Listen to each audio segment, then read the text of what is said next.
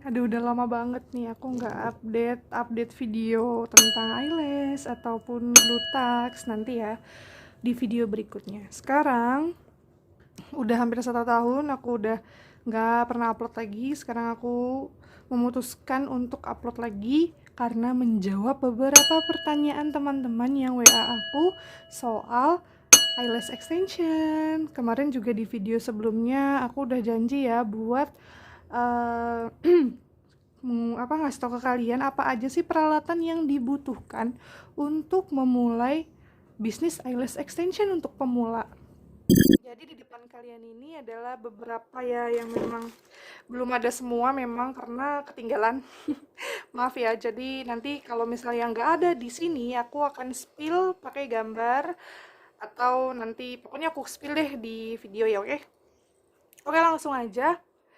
Pertama-tama, untuk membuka eyelash extension, sebenarnya tuh kalian harus kursus sih. Jadi kalau misalnya kursus itu enaknya kalian tuh dibimbing langsung oleh si trainer atau si pengajar bagaimana cara menggunakan eyelash extension, menggunakan ya apa memakaikan eyelash extension yang tepat gitu. Kalian akan dibimbing langsung, terus juga bisa dimonitor kalau misalnya salah gitu karena kan ini menggunakan mata ya.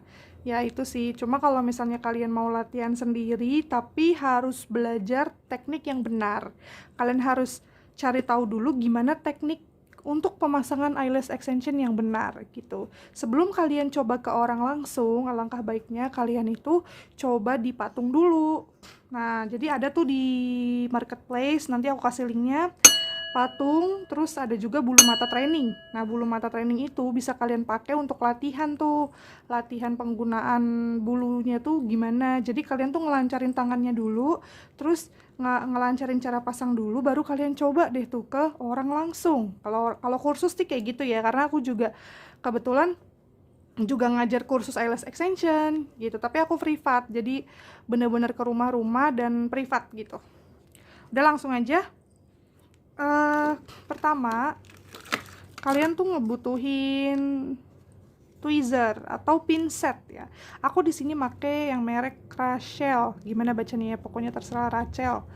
Nah, aku pakai 2 jenis pinset. Yang pertama yang melengkung, tajam, dan lurus. Nah, aku suka pakai tweezer ini, pinset ini karena ini sangat-sangat lancip gitu. Jadi ketika memakai untuk mencabut bulu, jadi lebih mudah gitu, memudahkan. Kan ada ya, jadi jenis pinset sendiri ini juga beda-beda gitu. Ada yang memang dikhususkan untuk pinset membuat Russian eyelash atau volume. Ada juga untuk klasik, pokoknya macam-macam deh. Tapi aku pakai ini sih, aku suka pakai ini karena tajam dan mudah banget gitu untuk ngambil. Kalau misalnya nggak kurang runcing atau kurang tajam, kadang-kadang tuh susah gitu, kayak kepleset ngambilnya. Terus yang kedua itu yang pasti ada bulu mata palsu untuk extension ya. Di sini aku pakai merek Helix, jadi aku pakai beberapa merek. Nanti aku spill di linknya di video aku di deskripsi ya. Terus kemudian ada primer. Nah, apa sih fungsinya dari primer ini? Jadi kalian pernah dengar gak sih kalau di makeup atau tutorial makeup? Nah, sebelum mereka memakai makeupnya itu kan pasti pakai primer ya. Nah, sama aja sebelum kita makein ke customer untuk pasang eyelash. Jadi kita tuh dibersihkan dulu ya matanya pakai cleanser, kemudian setelah matanya udah bersih, baru kita pakein primer gitu. Oh iya, ini aku sharing aja ya sepengetahuan dan pengalaman aku di seputar dunia eyelash. Jadi kalau misalnya ada yang kurang, kita belajar bareng-bareng, oke? Kalian bisa komentar. Jadi ya kita sharing aja, bukan maksud aku untuk menggurui, oke? Udah ini pakai primer. Kemudian sebenarnya ada lagi tuh kayak mascara wand, micro brush itu. Jadi masang si primer ini pakai micro brush, jadi kayak modelnya kayak cotton bud tapi lebih kecil gitu, kayak modelnya kayak mascara wand, apa sih namanya aku lupa. Nah tapi dia lebih kecil, bisa dipakein pakai itu. Nah, ini ada lem.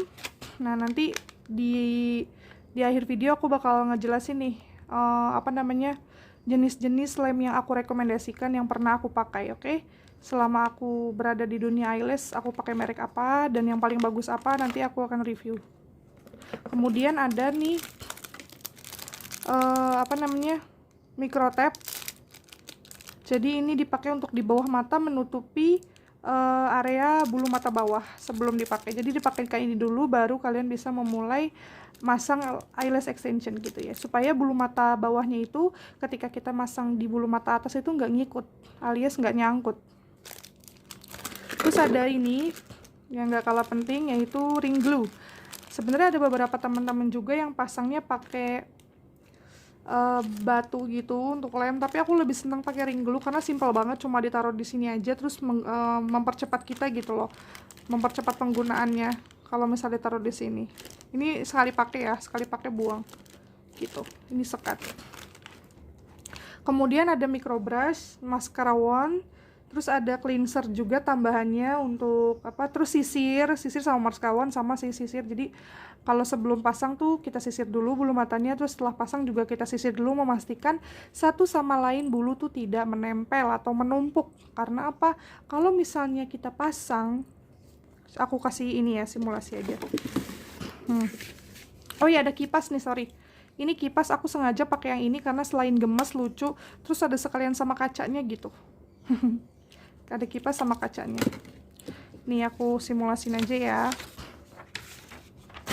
Kalau misalnya, jadi gini, kalau kalian memasang, kan ini kan bulu mata gini ya. Nih, misalnya gini, satu-satu gini ya bulu mata kita ya. Nah, kita tuh pasang harus bener-bener, mau itu volume atau itu klasik, kita harus pasang tuh per helai gini. Jangan sampai si ini dengan ini itu nempel. Jadi kita pasang di sini, terus kita pasang ini, sini nempel nih. Nanti ini mengakibatkan apa? Sakit terus nusuk gitu. Terus jadi kalau misalnya kita pasang seperti ini, bulu matanya ini nggak akan bisa numbuh gitu, karena saling tarik menarik ya. Kalau misalnya kita pasang satu-satu, nanti bulu matanya ini bisa bebas tumbuh gitu. Yang pasti satu sama lain ini jangan sampai menempel, makanya harus kita pastikan dengan sisir. Kemudian masangnya juga nih teman-teman, ini contoh ya, ini bulu mata asli kita ya, contoh ya, sorry aku gambar aja. Kita masang itu jangan mentok di sini nih, ini kan kelopak mata, ini bulu mata, jangan mentok di sini. Kasih jarak, contoh gini, ini kelopak kita, terus kita pasangnya gini. Jadi dikasih jarak, nih, kasih space di sini sekitar 1-2 mm ya, agar tidak langsung menempel ke kelopak mata klien. Kadang-kadang kalau misalnya nempel di kelopak itu, klien meremelek itu sakit banget dan perih banget gitu. Jadi kayak gitu ya kalau pengen pasang. Jadi memang kalau masang eyelash extension itu butuh kesabaran ekstra, butuh kesabaran, butuh ketelitian, butuh keterampilan yang paling penting. Jadi nggak cukup untuk belajar itu 1-2 hari itu sebenarnya langsung bisa expert tuh nggak mungkin sih. Menurutku harus sering-sering latihan memasang agar kita tuh bisa terbiasa memasangnya gitu. Kalau kayak misalnya nih, aku pernah dengar dari customer, dia masang, ketika aku masangin dia tuh memang agak lama ya, 1 jam sampai 2 jam gitu. Terus dia selalu nanya, ini udah selesai belum? Terus aku bilang, maaf kak, kakak sebelumnya udah pernah pasang ya gitu, dan biasanya waktu pasangnya itu lebih cepat gitu. Dia bilang iya, biasanya dia tuh pasang tuh sekitar 30 menit. Kaget dong, 30 menit itu waktu yang sebentar loh untuk pasang eyelash. Kalau asal tempel sih mungkin, tapi kalau untuk satu-satu, ya kan, bulu mata kan kadang suka gini nih, dempet-dempet gini kan, kita butuh apa ya, butuh diginiin dulu. Sorry ya, kameraku jadi gelap. Butuh dibuka dulu gitu, perhelainya ini kita buka dulu pakai pinset ini. Jadi pinset yang panjang ini itu untuk fungsinya untuk membelah bulu mata asli. Pinset yang ini fungsinya itu untuk mengambil bulu mata palsu dan menempel ke bulu mata asli. Seperti itu teman-teman. Jadi ya memang harus dikasih jarak, kasih waktu beberapa detik untuk benar-benar nempel sempurna dan sudah kering. Kalau sudah kering baru dilepas, dipasangkan ke bulu mata berikutnya. Jangan sampai nanti lemnya kebanyakan gumpal, terus kita tempel dan belum kering, akhirnya apa? Nempel satu sama lain gitu. Ya teman-teman. Seperti itu gambarannya ya, maaf ya kalau seadanya aja. Kemudian aku bakal menjawab beberapa pertanyaan nih. Ada yang nanya ke aku, Kak gimana ya kalau pasangan natural itu size-nya sama semua atau beda-beda gitu. Nah aku mau jawab, jadi kalau untuk pemasangan naturalnya apa ini? Klasik ya, aku jawab aja klasik. Kalau klasik itu kan bulunya satu-satu ya. Nah kalau misalnya klasik itu natural, ya tergantung dia mau pasang size berapa. Kalau di aku ya nggak tahu, karena kan beda-beda ya, setiap orang belajarnya beda, cara pasangnya beda. Yang sepengetahuan aku, kalau natural itu tergantung dia mau size-nya berapa. Kan ada yang memang mau panjang, terus memang bulu matanya ini mendukung untuk panjang. Kalau pendek nggak kelihatan. Ada ya memang kelopak matanya agak dalam gitu. Jadi kalau misalnya dia masang pendek itu, jangankan pendek ya, 12 aja tuh masih nggak kelihatan gitu. Jadi dia maunya 13 tapi natural alias jarang-jarang gitu, itu bisa. Atau misalnya bulu mata dia memang kecil gitu, sipit, jadi dia untuk ukuran 10 aja tuh udah cukup kelihatan. Nah itu bisa juga gitu. Jadi tapi dia maunya natural, jadi pasangnya jarang-jarang, itu bisa juga kayak gitu. Jadi tergantung request customer ya. Kalau dia maunya istilahnya panjangnya itu di 11 atau 12. Oke lanjut lagi, maaf tadi ada azan. Jadi gini, tergantung customernya dia pengen pakai yang size apa.